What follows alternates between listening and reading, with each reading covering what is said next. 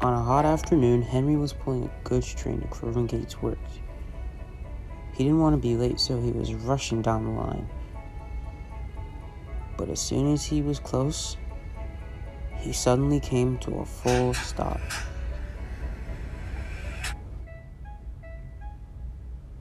Oh no, what happened? You pushed yourself way too hard. Your safety valve has burst.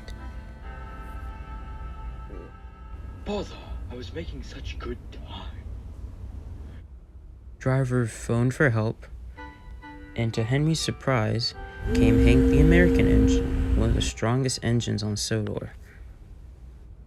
Howdy, Henry. Looks like you're in a sticky situation. Oh, it's my safety valve. Would you mind taking my train to the works? Don't be silly. I used to haul heavier loads back in PA. This is light work. Hank backed up and he was coupled to Henry, and the two set off for Croven's Gate Works.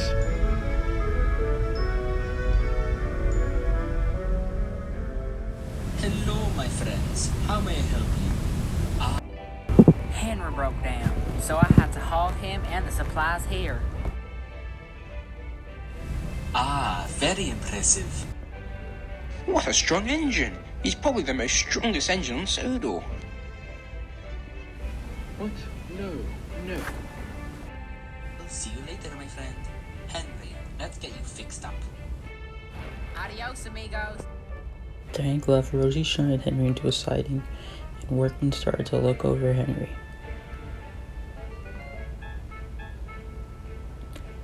Next day, Henry returned back to Tin Sheds. He was pleased to be back. Then the Fat Controller came with some important news for him and Hank.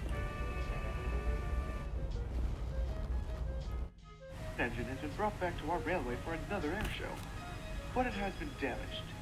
Henry, I want you and Hank to take it to the airfield so it can be restored. Yes, sir. The Jobman walked away towards his car. When he left, the engines began snickering. Henry wanted to know what's up. What's so funny? Do you know why So Top-O-Mat has Hank to help you? No. It's because he doesn't think you can handle the train alone. Guys, come on, don't be mean to Henry. I'm sure he could pull it solo if he wanted to. Pah! You're right when tracks fly. You tender engines really need to grow up. Come on, Henry, we got a special to pull. Henry didn't want to admit, but the other engines hurt his feelings really bad. But he knew this delivery was important, so he put his feelings aside and went on.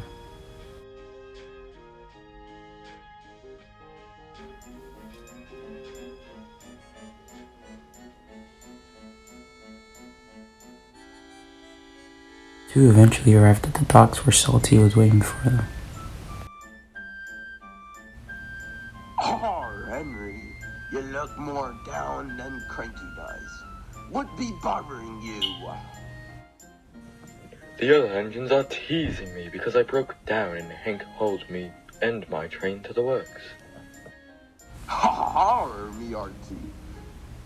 Second isn't all bad. After all, you KD saying.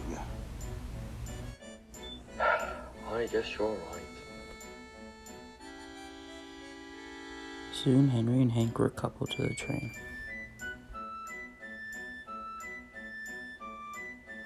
Alright, you ready, Henry? Yes.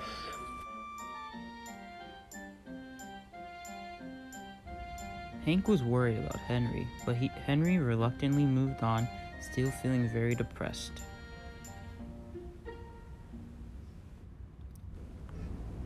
Eventually, Hank spoke up. Henry, you really shouldn't let those big engines get to you. I know, but I can't help to think that they're right. They're so strong, and I don't know if I could measure up to that. Oh, shucks, Henry. We all get built different. I might be the strongest but you might be the strongest submarine engine. You really think so?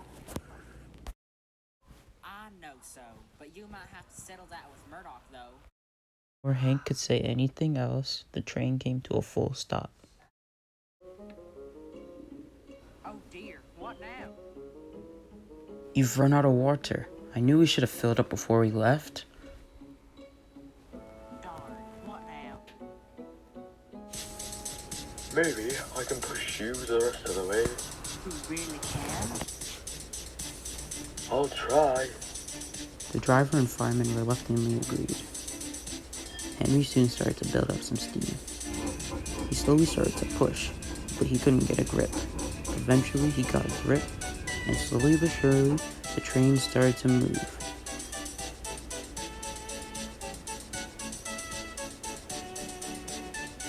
They soon gradually gained speed, and other engines saw how hard Henry was pushing Hank, and they cheered and whistled for him. Up ahead was Gordon's Hill. Henry knew this wasn't going to be easy, so he took a big breath and slowly started making his way towards the hill.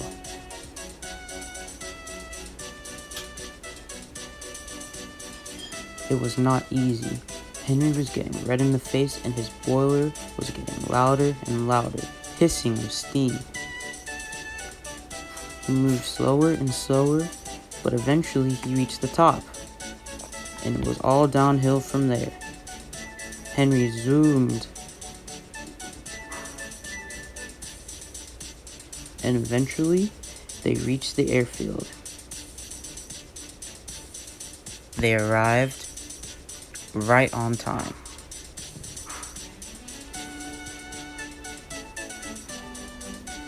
You pushed Hank and pulled his train solo. He sure did. Thank you so much, Henry. Even though he was tired and exhausted, Henry managed to put up a smile because he felt right on top of the world.